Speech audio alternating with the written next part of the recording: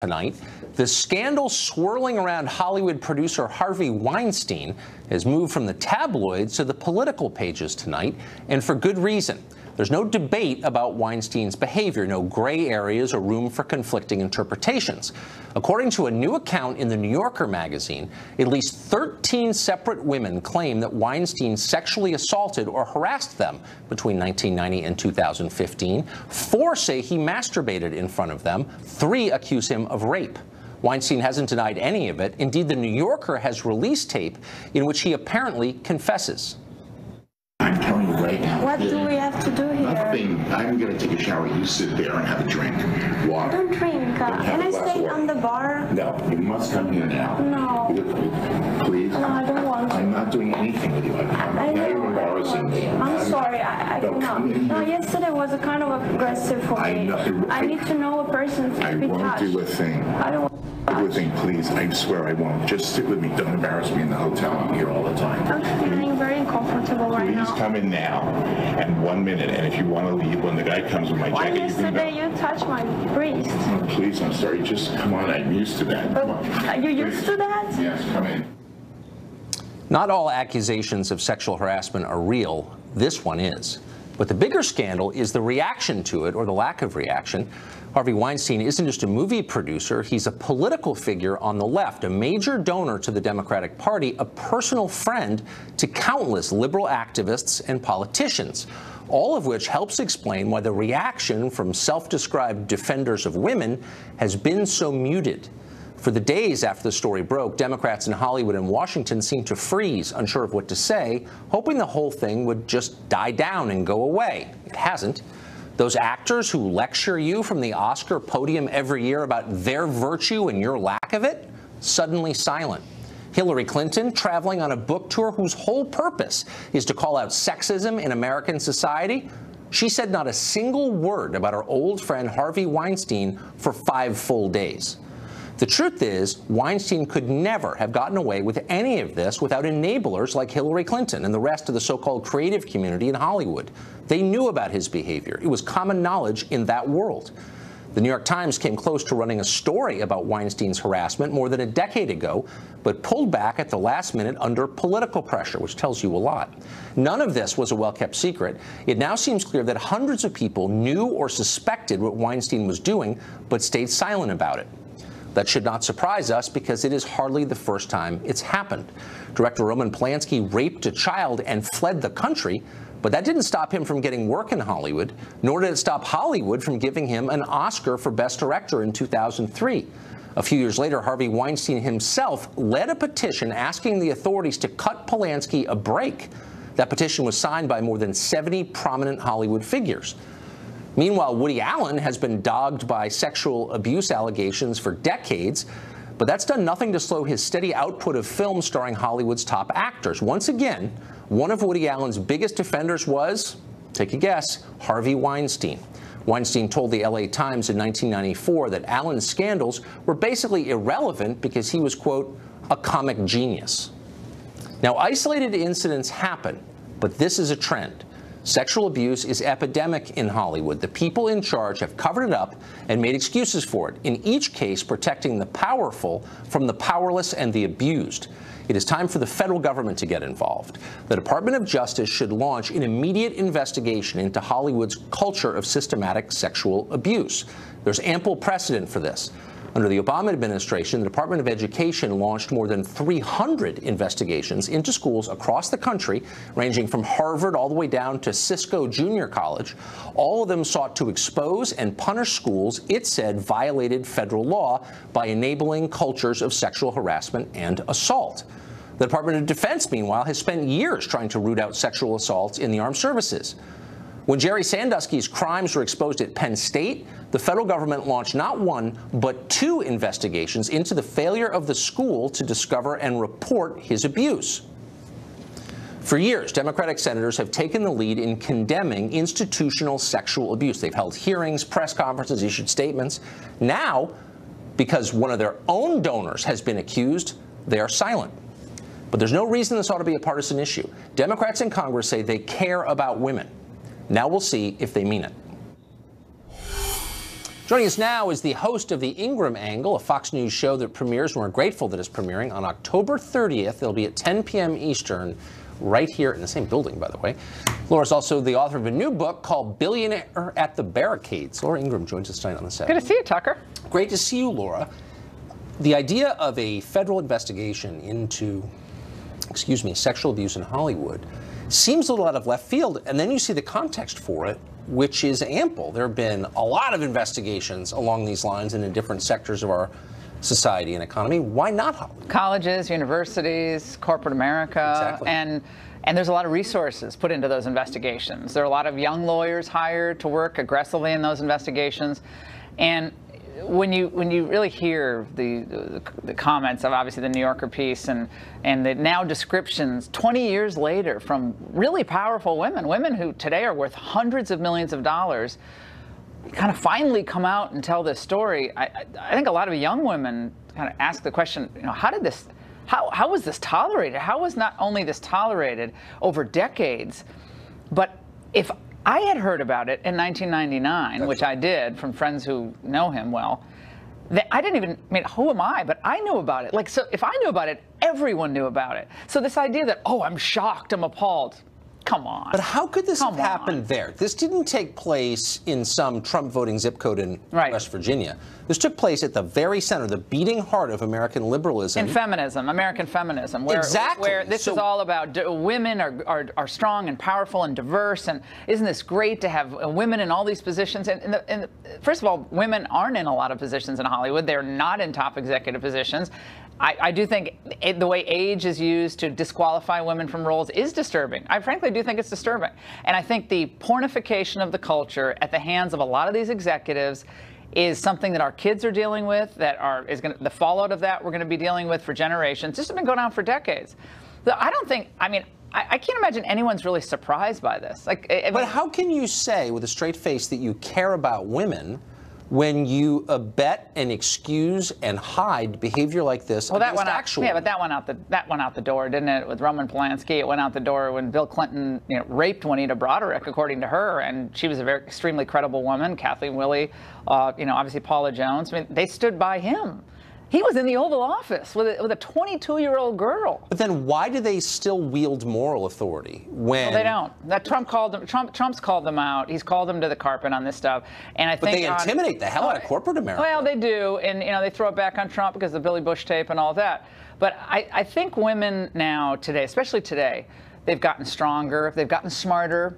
I hope after all of this, when we say, well, let's have a conversation, let's have a real honest conversation about how all of this goes down and how when you have power and you have money and you have an Oscar dangling in the background, you can get away with a lot.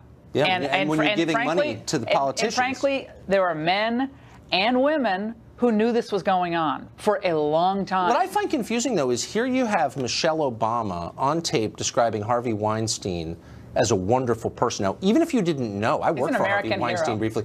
Not a wonderful person. That was really obvious. She sends her daughter to intern for him, and then for 5 days, the Obamas say nothing. How can that be? Well, can you imagine if the shoe were on the other foot? They would be dragging Republicans through the mud every day. Where is your moral conscience? How about Jimmy Kimmel? Jimmy Kimmel has the self-anointed moral conscience of America. Trashing Trump after the Charlottesville, Obamacare, whatever it was. On every issue now, he's the pundit of the day. It took him a little time to come along to commenting on this as well. So, look, if you're going to be holding yourself out as this moral arbiter, okay, then I think everyone's flawed. I think there are a lot of hands that are unclean in all of this. To use that bad analogy, but that's not something you hear from the Oscar podium. Yeah. You've written a book called Billionaire at the Barricades, which I think is really smart.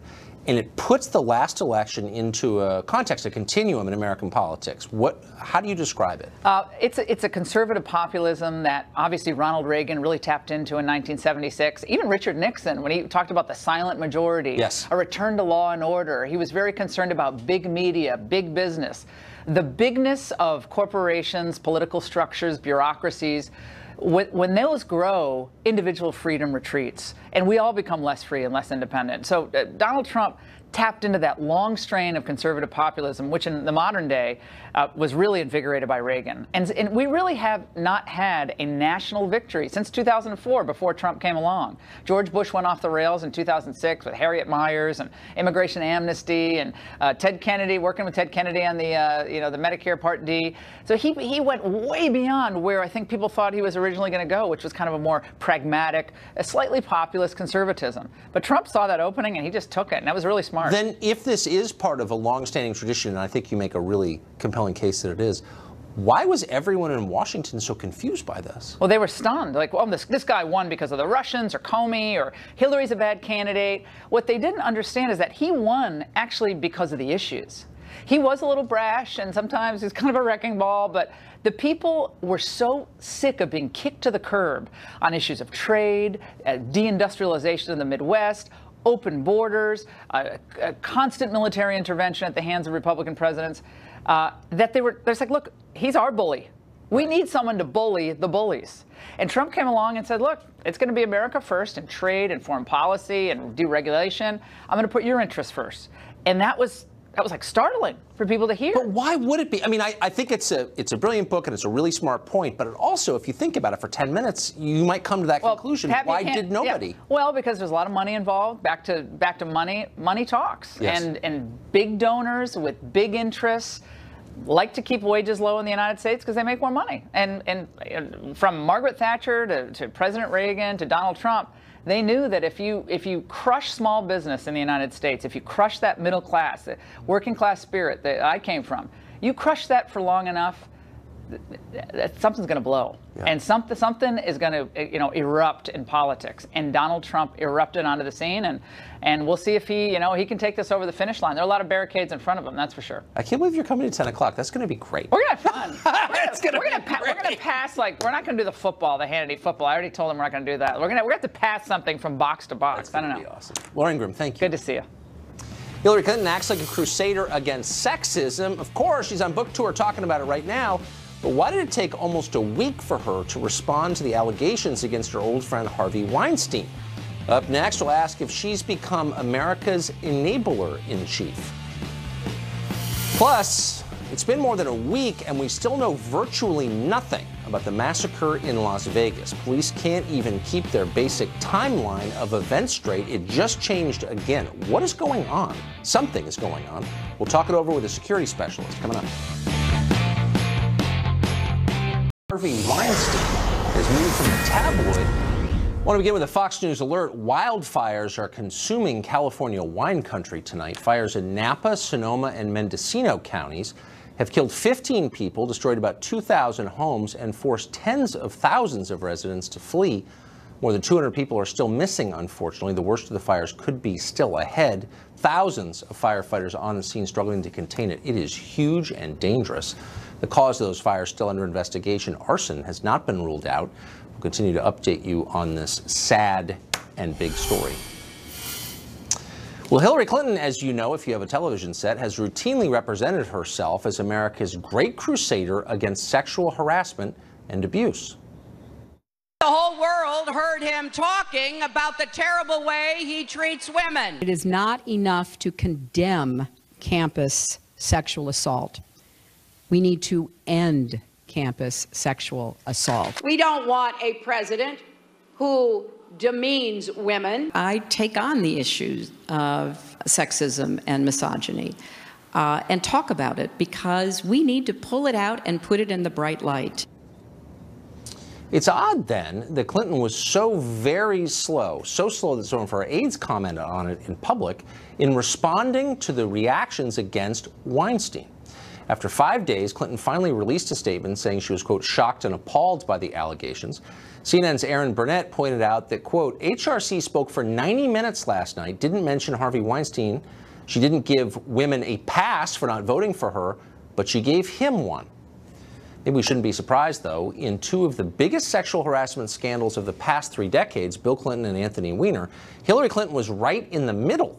What's a third scandal where she failed to step up? In fact, she may be the enabler it turns out. Richard Goodstein knows her well. She advised both of Hillary Clinton's presidential campaigns, and he joins us tonight. It's a little weird, don't you think? I mean, I'm not Sigmund Freud or anything, but someone who has made her signature issue with the treatment of women is married to Bill Clinton. Her chief aide is married to Anthony Weiner, and one of her closest personal friends is Harvey Weinstein. What is that? Well, I mean, first of all, the premise for many of the points you just made in this build-up, frankly, were inaccurate. Let's take one example. Let's take one. He said she was in the middle of the Anthony Weiner scandal. Anthony Weiner went to jail for virtual intrusions on women. Donald Trump bragged about walking in on naked underage women. No, he bragged about it. He bragged about grabbing women. Trump, look, I'm not here. Wait, stop. But I'm not here to. I'm not here to defend Trump. Good. But I'm not a nationally famous feminist who's scolding the rest of us for mistreating women. She is, and that's a fair description, and you know it. Why the hell does she have the authority to speak like that when she is married to Bill Clinton, who's been credibly accused of sex crimes for real?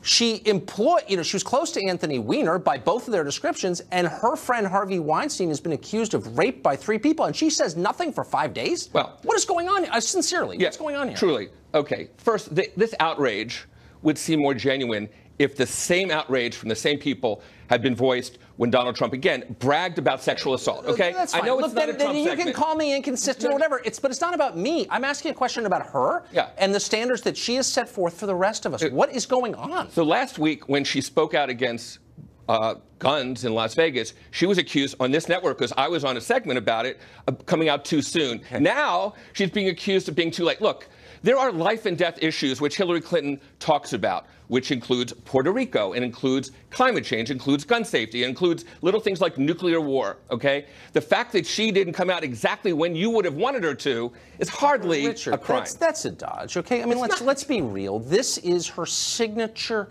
issue, the treatment of women. She ran as the first credible female presidential candidate to break the glass ceiling. She blamed sexism for her loss. She has, as we played in our clips, repeatedly lectured the country on its mistreatment of women, and men like Harvey Weinstein in particular, for sexually harassing women. So it's not like it's not the law of the sea treaty. It's not totally out of left field. This is exactly where she lives every day. Right, and when she did come out against it, what he did, incidentally, every single Democrat has distanced themselves from Harvey Weinstein, unlike every single Republican who stood by Donald Trump. Steve Bannon said, but had Kellyanne Conway not been there, that would have been lost. So you're saying, I mean, I guess I'm just a little bit confused, because I sincerely thought this was the one issue she really seemed to care about.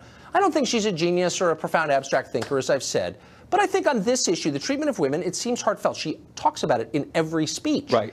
And that's why it's a little weird when the guy she rented a house next to in the Hamptons for the summer, who's raised more than $1 million for her, does this. Like, you think she would at least pipe up and say, you know what, this is wrong. He makes movies. Donald Trump is the president. I'm sorry. And there's some irony that in some TV networks, there was behavior. Is that really the answer, that Trump is bad? No, of course, two wrongs don't make a right. Oh, because you seem to be arguing that they do. No, I'm just suggesting this outrage is faux outrage, because we didn't hear a word of it. It's actually, in my case, it's not so much outrage, it's confusion. Like, how can you have a party that claims to protect women when here you have a rich and powerful person abusing the weak, and then defended by a larger group of powerful people, including Hillary Clinton? No. How does that happen? But okay, it's the defended part. Every single Democrat that's been heard on this has said, here's your money back, we're giving it to this charity or whatnot, in contrast to every Republican who stood by Donald Trump, accused of virtually But by your own standards, you shouldn't be surprised, because the Republican Party is the party that's waging a war on women, but the Republican Party is the Democratic Party is its natural home, the party that protects them. I just find it, let me ask you a really simple question. Sure. Do you sincerely believe that in the 25 years she's known Harvey Weinstein, Hillary Clinton never heard one rumor about his treatment of women? So Meryl Streep, we take as a credible person, said she didn't. She's actually in the movie industry. Hillary Clinton wasn't. Julianne Moore, in the movie industry, said she never heard a word of it. And you have to assume the Obamas knew, and in the face of knowing, put their daughter in there. I understand people don't think sort of things through very well, but to suggest that is a level of adult thinking that I don't even think. I'm just suggesting that if you fancy yourself a moral leader, and the Obamas and Hillary Clinton certainly do, that you ought to call it as you see it. And they did. 5 days when the later. evidence came out. Let me ask you this. Would you support a federal investigation into the culture of sexual abuse in Hollywood? I would support looking at any number of. Are we going to look at TV networks as well? Yes, we've already had federal investigations of into TV networks, all kinds of TV news networks. Seriously, look, you have this. So you're saying that there needs to be a federal investigation of TV networks in order to investigate Hollywood? What are you saying? Why wouldn't you support that? Here's what I think. I think this is not going to be responsible, but here's what I actually think. I think Donald Trump is going after the courts. I think he's going after the press. And I think he's going after black athletes. And now Hollywood. Hallelujah. He's got his enemies list. But it's not. Trump has not said word one about this. I'm suggesting. We did. He said, I've known Harvey Weinstein. Why is he hold on, stop. I'm asking you a very simple question. Please. We saw investigations into a range of higher institutions of colleges. Yep. On this basis, why wouldn't you support one into Hollywood? I don't think because they're donors? I don't think we've seen investigations of institutions of higher learning because some professor abused his students. I really think that's because actually there was sexual abuse. That was the allegation. The military, same thing. So it's okay to investigate the Marine Corps, but not Miramax? Like what? No. I'm just saying I don't think we've had a single person's misdeeds. You guys will defend your donors at all costs, I notice. There are 100 donors to Donald Trump. I should be a Democratic donor. You can do anything when you're a Democratic donor. Well, thank you, Richard. Appreciate it. After more than a week, facts remain elusive in Las Vegas. In fact, they're changing. There's no motive. Police don't even have a stable timeline of events. What is going on here? Something is going on here. We're going to talk to a security specialist about it next.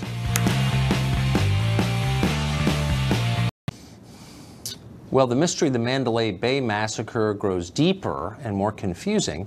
A week ago, the FBI avoided rushing to suggest a motive. They said, emphatically, they needed to wait for hard facts to come out. We like to deal in facts. So theories are great, and everyone can have a theory. But I need to deal with facts. The sheriff needs to deal with facts. We're reliant on that to do our jobs. And so that's what we're going to focus on. It was more like a scolding than a statement. And yet, after a week, even some of the established facts turn out to be completely false, weirdly so. Last night, police dramatically revised their timeline of the shooting. They said that Stephen Paddock actually shot a security guard 6 minutes before he began firing upon the country music concert. That's the opposite of what they first told us for a week. Police still have no motive. They don't know why Paddock meticulously planned this attack, why he mysteriously stopped firing upon the crowd. Or they say they don't. Who knows what's going on here? That's why we wanted to talk to Dan Bongino. He's a former Secret Service agent, and he's been following this carefully. Dan, I don't think I've ever seen anything like this. That's not just an ancillary fact, a random fact of no significance. That's a central fact, because the original description, the timeline was this. He fires on the crowd. The security guard approaches the door. He stops firing because he sees the guard, shoots the guard, and then additional law enforcement come up. But that's not what happened at all. How could they have gotten that wrong? Well, here's a little inside baseball here on how these investigations probably work and how they likely messed up the timeline here. I remember a credit card case. I had a credit card fraud case where the video camera in the store where we had seen one of the big fraudulent activities occur didn't marry up with the time on the actual credit card receipt. It's not really that uncommon. The problem, Tucker, I think here is in an era where distrust in government is notoriously heavy, I think you have to be really careful. And this is not, listen, I'm not Monday morning quarterbacking anything. We can all agree they're doing the best they can. But you have to be very careful with social media and a 24-hour news cycle, putting those things out there, because it's, with this mistrust in government, people take it as, oh, are they hiding something now? And I don't think they are. I just think it was just an error. And that's what happens when the cell phone tapes and the casino cameras probably didn't line up. I just don't see how they could have made that error, and I'm not convinced they're doing the best they can. I'm unsure of that. I want to believe in law. I mean, I obviously support and love law enforcement. I'm not against law enforcement. But how could they have gotten that wrong? So what they're telling us now is that before a shot was fired, that Paddock shot, I think Campos was the name of the security guard. So, yeah. I mean, the security guard would know that. He either came to the room because he heard gunfire or he didn't. So I don't know, how could you get that wrong? Unless I'm missing something, which I might be. No, I think what's wrong with that portion of the story, too, is it extends the timeline out of the attack and opens up the inevitable question, which is in the post-Columbine era of active shooter mitigation, the active shooter response plan with most major police departments is now to respond directly to the threat. Now with this timeline extended, it opens up the natural question, well, why was he allowed to shoot for so long? I think I understand the reason why, though. Tucker, this was a suicide mission for the cops going into this. This guy had .223, .556 ammo. There is no ballistic shield or ballistic vest that's going to stop that. It would be like a hot knife through butter. Not only that, they were in what we would call in law enforcement a fatal funnel. A fatal funnel being a hallway where the bullets ricochet off the walls and hit you. These cops going in there were never going to make it to that doorway without a plan. I know it doesn't make sense. But I believe that completely, and I'm not faulting them. I mean, apparently he fired an enormous number of rounds through the door, so many that you could see through the door by the time he finished. I just still don't understand how you could transpose that timeline. It just actually doesn't make sense, just as a logic question. And it makes me wonder about why they got that wrong. If they did get it wrong, was it intentionally? And by the way, how could you have an investigation of this magnitude go on for this long without any indication of motive? I mean, I guess it's possible, but it does raise some questions, I think. The motive part to me, and I think one of the mistakes here were the early press conferences when the information was incomplete. Because when it's incomplete, again, with the 24-hour news cycle and social media, people just run with it right away. But the motive question, Tucker, is the biggest enigma in this entire thing. This blows away every single model of targeted violence I've ever seen in my experience as a federal agent and a police officer. The case just doesn't make sense. It doesn't. You can throw all the books out after this. I mean, that's why there's no motive. He may have just been a sociopath. Well, this stuff is fueling distrust in government, and I don't, again, I have the utmost respect for law enforcement, but the way this is being handled is causing people to come up with alternative theories, and I hope they fix it really soon. Dan, thank you. Yes, sir. For that. President Trump has unveiled a detailed 74-point plan for reforming this country's immigration system. What does it mean for the border, for illegal immigrants, and for you? We'll take a look at that. Plus, British politicians are trying to derail a school tour by Katie Hopkins, the Daily Mail. Up next, she joins us to discuss what exactly they're so afraid of. Stay tuned. Well, the administration has unveiled a 70-point plan that, if passed, would dramatically overhaul our immigration policy in this country. The plan calls for building a border barrier, a wall, making deportations easier, particularly of criminal aliens, and creating a new system of legal immigration that prioritizes people with skills rather than just letting in extended family members on the basis of blood ties. Well, in return, the Trump administration says it's open to granting legal status to DACA beneficiaries. Democrats say the plan is unthinkably extreme somehow. Katie Hopkins is global columnist at dailymail.com, and she joins us tonight. Katie, it is great to see you. What could possibly be the complaints about the items I just listed? And I think we're fair in describing them. Why would someone be against those? It's a crazy thing, Trump's doing precisely the right thing here. He's trying finally to correct the massive presidential overreach by Obama in creating this Dreamer program. It reminds me very much of when my children do painting. They make the mess, but they're not there to tidy it up afterwards. I am. And Trump is like that. He's trying to tidy this up, put it through Congress, and make it actually legal and constitutional. And I think, secondly, he's then saying, once we've dealt with the dreamers that we have and we look after them and we've given Congress a time limit to make this happen, which is good, he's saying let's not let loads more people in. He's saying let's look after the ones we have. Let's look after also Americans. And I think that's a positive thing. If you just keep letting migrants in, you become like Germany. And nobody wants to become like Germany. Except and I think the leaders for me, I look at it a bit like a house. I look after the children that I've got. I shut my front door and I lock it so that no baddies can get in and hurt my family. And then I also check my house out to check that none of my daughters have secreted any naughty boys in my kitchen, and I get them out as well. That's what Trump is delivering. And the Democrats cannot possibly be arguing for it, because otherwise they're going to lose the opportunity to protect the dreamers that they so want to protect. Unless you didn't care about your kids, in which case you would leave the door open and attack anyone who tried to lock it. But yes. I'm just trying to understand the mindset here, and you deal with it, of course, in the UK, all through Western Europe. Your leaders want open borders. They resist any attempt to tighten up immigration. Why? What's the motive? It doesn't help the economy. What's the motive exactly? It seems to be this idea that the globalist policy, this way of thinking that we're all one planet and we should move freely about it, that seems to be the accepted way of thinking right across Europe. And no matter how much our crime rates go up, no matter how many attacks we have, we keep letting them in. So Merkel's now saying she will reduce immigration into Germany, but still is going to accept another 200,000. And we've just had a court case here where a lady has had all her children here. She doesn't have a right to be here. Her children are in school and therefore she qualifies for all our benefits, and we have to find her a new house to put her 7 children in. So we do seem to prioritise those that come to us, and it's seen as a sort of humanitarian approach. Right. And we don't put European people first or people from the United Kingdom first. And I think what Trump's trying to do with his immigration plan is really put Americans first. And that's a real, that's a magnificent thing for America, and something the Democrats should be embracing, because they have a very limited period of time in Congress to get this passed. So it'd be much better if they stopped talking about it and actually did some work instead.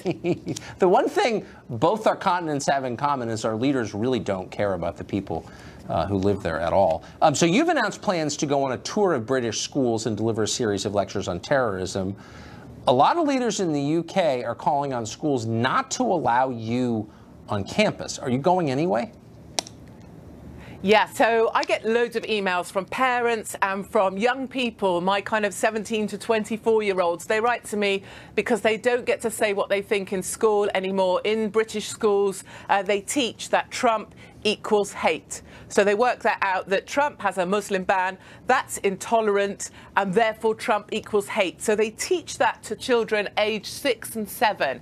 So I want to go around British schools. I am going around them in November 2017. It's the Stand Strong School Tour. And it's not about terrorism, Tucker. It's about asking children and students, so before they get to university, to stand up against being brainwashed by liberal teachers, and to really ask them to be taught, how to think, not what to think. But unfortunately, of course, the government's come out against it. The Welsh Education Secretary has come out and said I shouldn't be allowed on campus. I've been banned by a city council altogether. But parents are now coming up because they want me to come into the schools. But I think my main message is that it's just because I'm a conservative woman, and I think also being white doesn't really help. I think if I was a transracial pescatarian with a diploma in Islamic studies, I'd be incredibly welcome across our left-wing schools all over the UK. I would be surprised. Katie Hopkins, thank you for joining us, and good luck on tour. Tell us how it goes. Thank you, Tucker. President Trump calling for the NFL to lose its privileged status in American law. We'll talk about that with an author of a new book on the president's life philosophy. Plus, we'll show you the latest haiku from CNN's poet laureate, Chris Cuomo. If you miss that, you will be diminished. So don't. We'll be right back.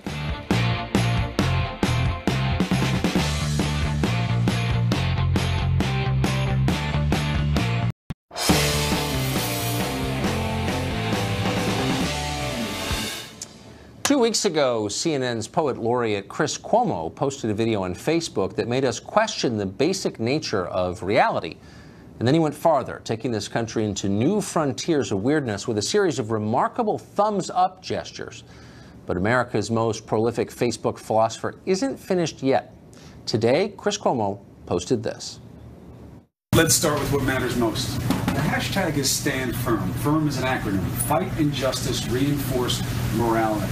This is what we do in our everyday lives. This is what is required of us as citizens, and it's certainly what the mandate should be for our government. It's not partisan. It's just practical. You should try to fix things that are inherently wrong, like what's happening in Puerto Rico. It's not about a congratulations event for the President of the United States because it's still in crisis. It doesn't mean the first responders aren't killing themselves. We know they are. We've been there and seen the hard work in progress, but so much more needs to be done. The kerfluffle. This matters. Why? Not because of political intrigue or name calling. That's the way the president deals with it as sport. Can he get things done? Not if he alienates everybody. I know this bothers some people. I know that the pundits will yap and come after me about it. I worry about what people say to my face. You should do the same thing. Everything else is just noise. Hashtag stand firm. I just can't get enough. What does it mean? Who knows? Someday, advanced supercomputers will be able to decipher what Cuomo was saying and probably use those revelations to bring humanity to a new and higher plane of existence. And we look forward to that. For the time being, though, we mere mortals can only gaze in awe, dumbstruck awe, like Moses before the burning bush or a golden retriever before a washing machine. Just can't get enough. President Trump's rift with the NFL is only deepening with time. Less than 10 hours after Congressman Matt Gaetz came on our show and called for eliminating tax breaks for pro sports leagues, the president tweeted this: "Why is the NFL getting massive tax breaks while at the same time disrespecting our anthem, flag, and country? Change tax law!" Exclamation point. What did he mean? Well, Chris Bedford is the editor-in-chief of the Daily Caller News Foundation. He just wrote a brand new book, which is hilarious and smart. It's called The Art of the Donald, Lessons from America's Philosopher-in-Chief. Chris Bedford joins us tonight. Chris Bedford, great to see you. Great to see you, Tucker. So you've really systematically thought through the president's operating philosophy. You've kind of broken it down into a lot of categories. But given the knowledge that you have, what do you make of that tweet this morning? Attacking the NFL? Yes. Well, he's managed to hold this issue and make it a phenomenal thing. He's a great communicator. I've got a chapter in the book called How to Get Your Message Out, and it breaks it down into how basically Donald Trump does. One, he keeps it really simple. It's about the flag. It's not about this. It's not about the police. It's not about Ferguson. It's not about free speech. It's about respecting the flag and standing for the military. Dude, Yeah. you got to redefine things on your terms. Don't let them do that. You have to attack, and never relent. I think that's what we saw this morning with Trump attacking the tax status of the NFL. And finally, you have to just bring it across the finish line, exactly like he's done.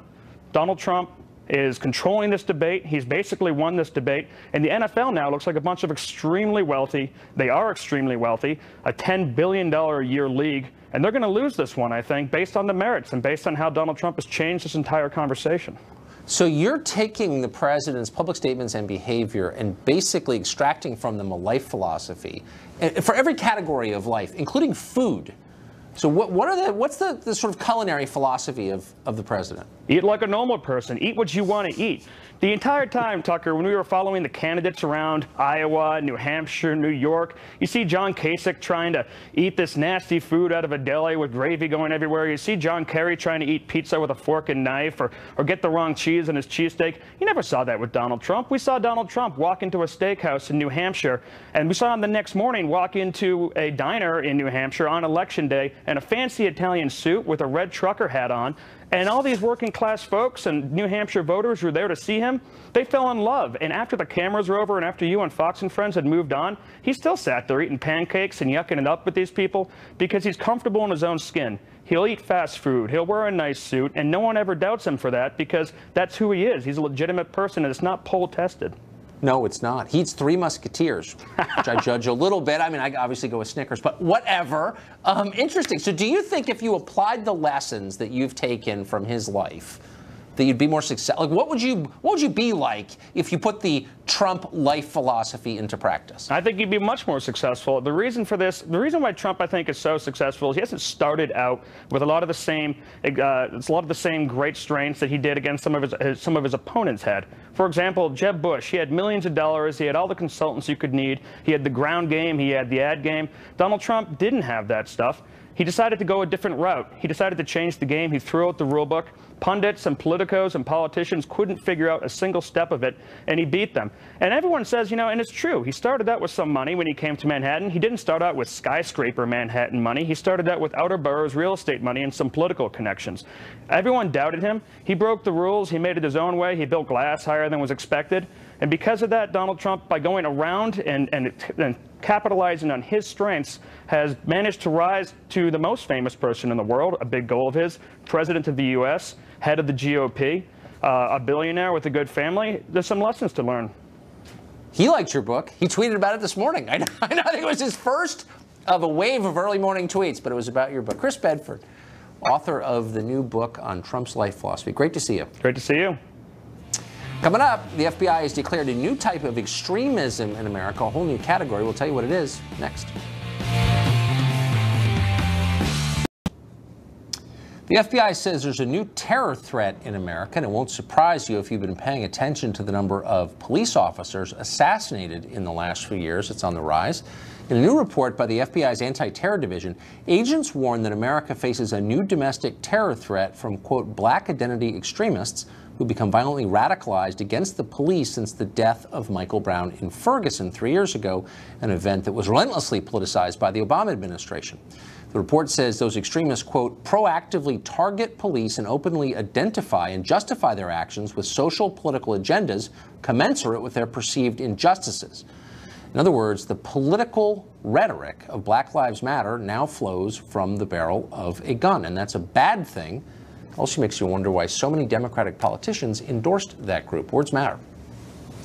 That's about it for us tonight. Tune in every night at 8 to the show that is the sworn enemy of lying, pomposity, smugness, and groupthink. DVR it if you haven't already. Tomorrow night, a great show, big show. The great Mark Stein is our guest. We'll also have a man who was taking on Maxine Waters in her congressional race. You want to hear from him. He campaigns with a mariachi band, and they'll be here too, because you can't make it up. Good night from Washington.